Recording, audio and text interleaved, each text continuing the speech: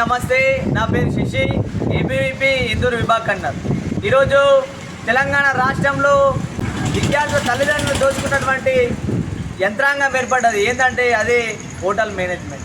ఈరోజు hotel management పేరు మీద గత 3 సంవత్సరాల నుంచి నిజామాబాద్ జిల్లాలో దాదాపు 15 వరకు ఇన్స్టిట్యూట్లు మొదలైనాయి. దీంట్లో హైదరాబాద్కు ధీటుగా, హైదరాబాద్లో ఏ విధంగా అయితే పోటీ ఉందో అంతకంటే ఎక్కువ పోటీతోటి ఈరోజు నిజామాబాద్లో నడిపిస్తూ ఉన్నారు.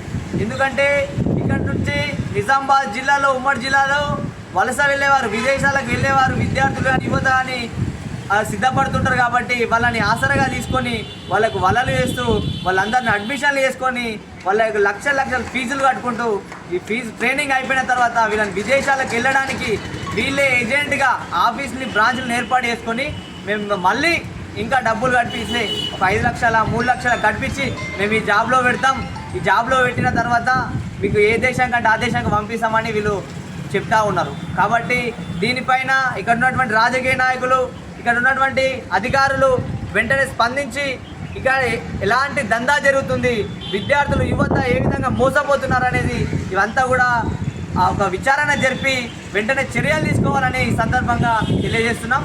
రాబోయే రోజుల్లో నిజామాబాద్ జిల్లాలో ఉన్నటువంటి ప్రతి ఒక్క హోటల్ మేనేజ్మెంట్లో ఏ విధమైన పరిస్థితులు ఉన్నాయో అన్నిటి మీద కూడా ఏబీవీపీ ఉద్యమం చేస్తానని సందర్భంగా హెచ్చరిస్తున్నాం. కబడ్దార్.